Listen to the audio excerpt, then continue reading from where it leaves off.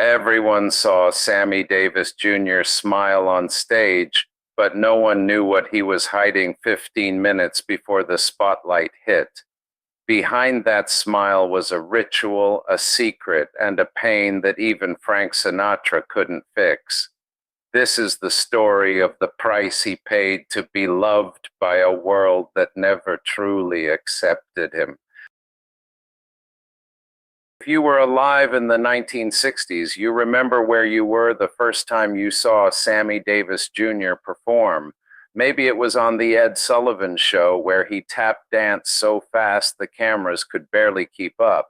Maybe it was in a smoky Las Vegas club where he'd sing for 3 hours straight and still have energy to joke with the crowd. Maybe you were one of the lucky ones who saw the Rat Pack live. Frank, Dean, Sammy, Joey, and Peter, when Vegas was truly golden and anything seemed possible, but there was something you didn't see. Something that happened 15 minutes before Sammy walked on stage. Something that happened in every dressing room in every city from 1960 until the day he died. While you were in your seats, finishing your drinks, laughing with your friends, excited to see the show, Sammy was alone in a locked room performing a very different kind of show, a private ritual, a dark ceremony that started with a mirror, a blade, and a substance that promised to make him forget he wasn't quite welcome in the world that worshipped him. You saw the smile, you saw the energy, you saw the magic, but you didn't see the cost. And by the time anyone realized how high that cost had become, it was far too late. This is the story of what happened in those 15 minutes, the story Sammy never wanted you to know. If you want to hear this story until the end, please subscribe and turn on notifications, because the truths you don't know about Sammy Davis Jr. will deeply affect you.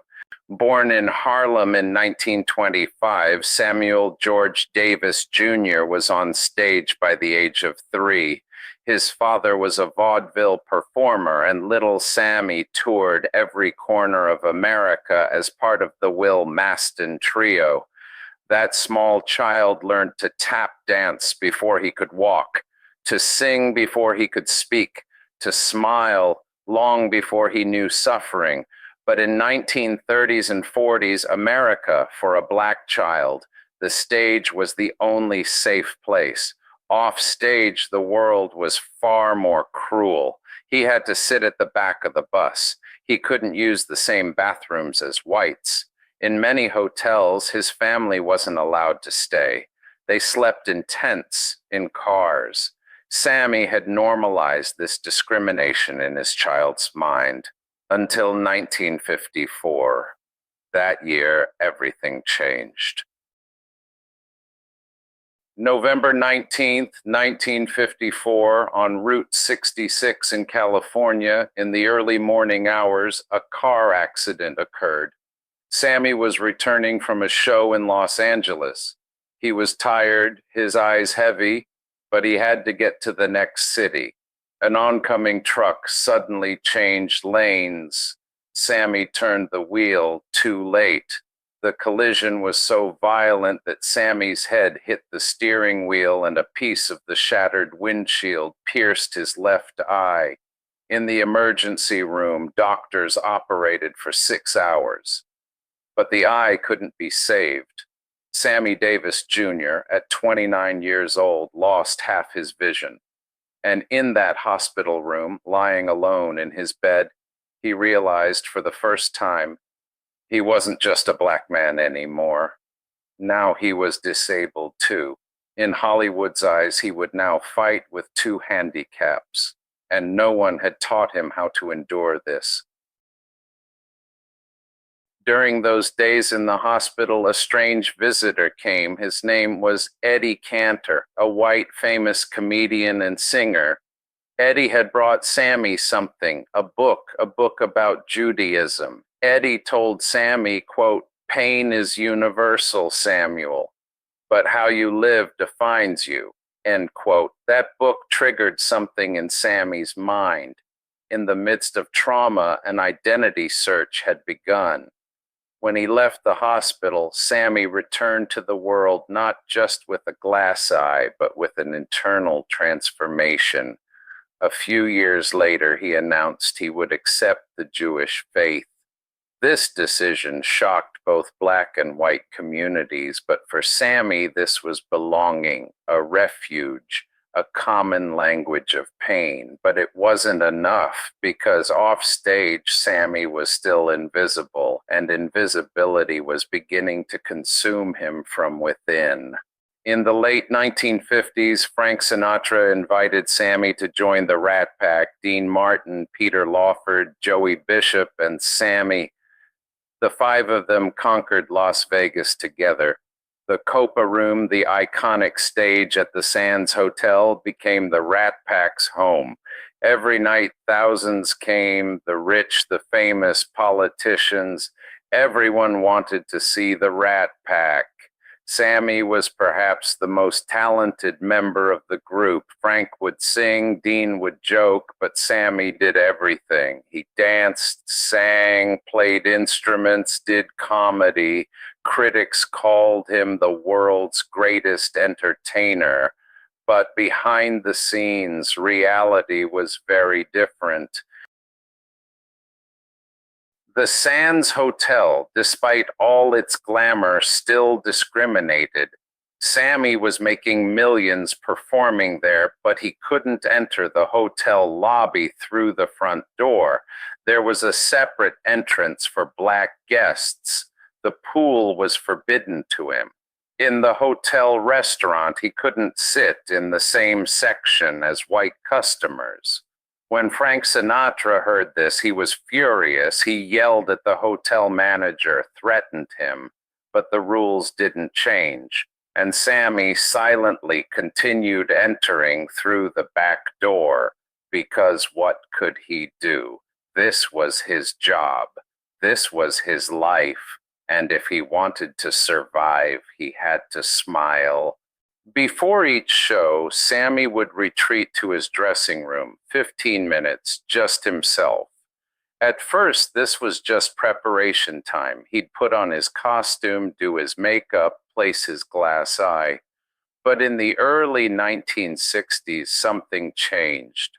A small package began appearing in Sammy's dressing room, a white powder, cocaine.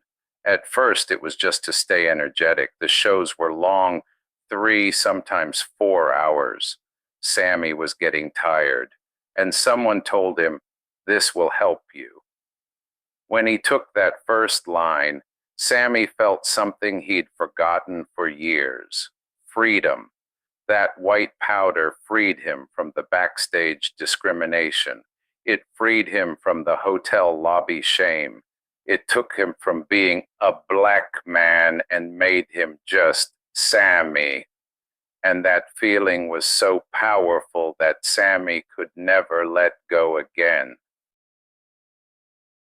Frank Sinatra noticed after a while the change in Sammy's eyes, the artificiality in his energy, a strange silence backstage after performances. One night, Frank asked Sammy, "Is everything okay?" Sammy smiled, that famous, brilliant smile. "Everything's great, Frank. Don't worry." But Frank knew, and there was nothing he could do, because Sammy wasn't a man asking for help. He was the one who always appeared strong, always performed, and this mask was killing him.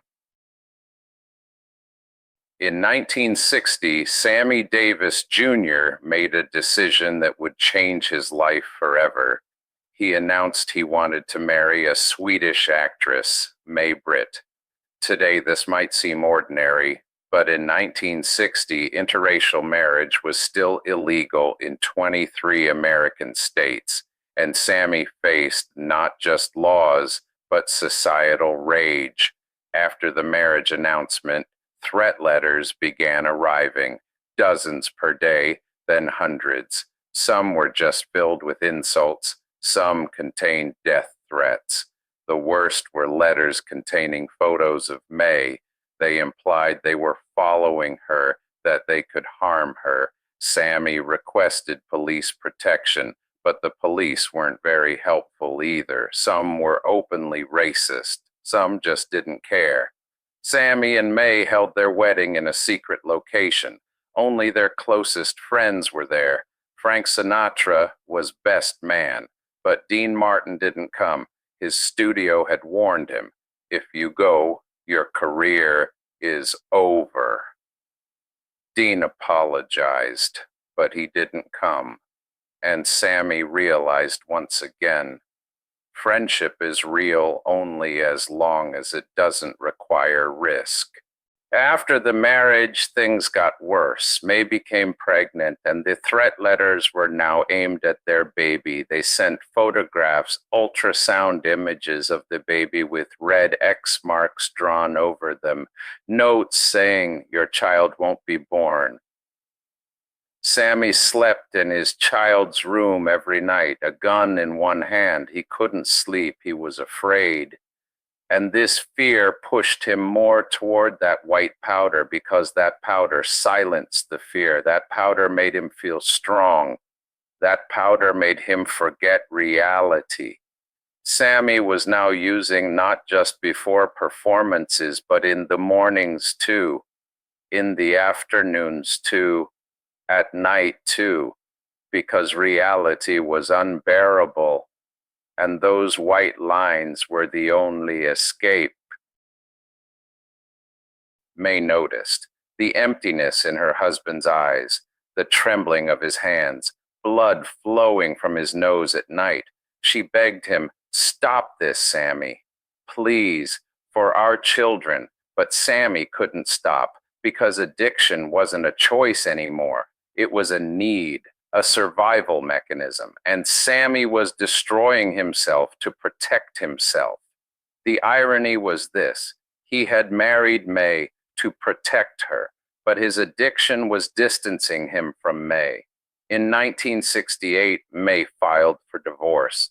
The court documents read, quote, "My husband is no longer the man I knew," end quote, and Sammy was left alone. He was granted visitation rights with his children once a week. Those children grew up without knowing their father because the man they saw wasn't Sammy Davis Jr. He was just a ghost. 1972 was one of the most controversial periods in Sammy Davis Jr.'s life. Richard Nixon was running for president, and surprisingly, Sammy Davis Jr. supported him, a Republican, a conservative, a man who supported the Vietnam War. The Black community was shocked because Nixon had been distant from the civil rights movement, because Nixon supported policies that most Black voters opposed, and Sammy embraced him. On television, he stood by him. At the White House, he shook hands with him. That photo, Sammy hugging Nixon, made the front page of all the newspapers, and Black America saw this as betrayal. But Sammy's perspective was different. For him, Nixon was a president who had invited him to the White House. For the first time, a president was reaching out to a Black artist. For the first time, Sammy felt accepted. But this acceptance was an illusion because Nixon was using Sammy as a propaganda tool to send the message, "Look, Black people support me too." And Sammy didn't see it, or didn't want to see it, because he had been rejected for so long that any acceptance was valuable. The reactions were devastating. Civil rights leaders publicly criticized Sammy. Jesse Jackson said at a press conference, "Sammy Davis has forgotten his people." The Black Panthers declared him a tool of the system. Former fans boycotted his concerts. When Sammy took the stage, he now heard not just applause, but boos too, and each boo stabbed his heart like a knife. Frank Sinatra asked him one night backstage, "Why Sammy? Why Nixon?" After a long silence, Sammy answered, "Because he made me feel visible, Frank." For the first time, Frank nodded, but said nothing, because what could he say? How could he explain that deep, unhealable wound inside his friend? After that period, Sammy's addiction spiraled out of control. It wasn't just cocaine anymore. There was alcohol, too. A bottle of whiskey a day, sometimes more. He went on stage drunk. He forgot song lyrics. He stumbled in dance moves. Critics noticed. Articles were published with headlines like "Sammy Davis isn't what he used to be." But no one said the real reason. Either they didn't know or didn't want to say. And Sammy was getting more lost with each passing day. That bright smile was now a forced mask. That energy now came from chemicals, and that man, Sammy Davis Jr., was slowly dying. By the mid 1980s, Sammy Davis Jr. was bankrupt.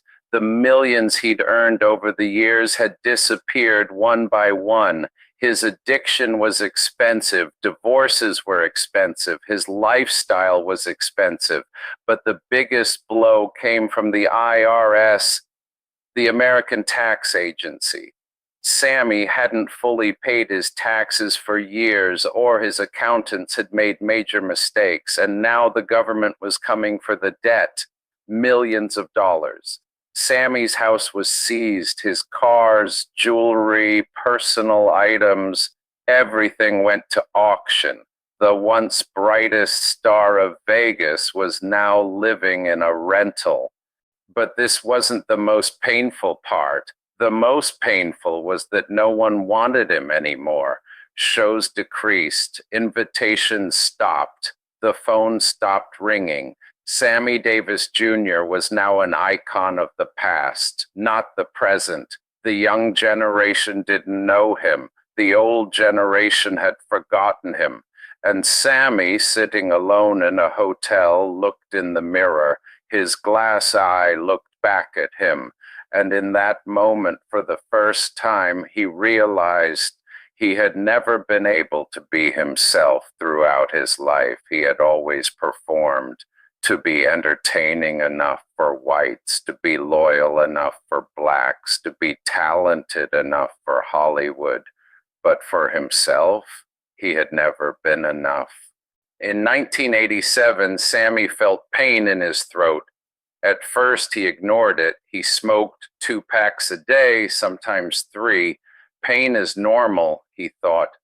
But the pain didn't go away. On the contrary, it got worse.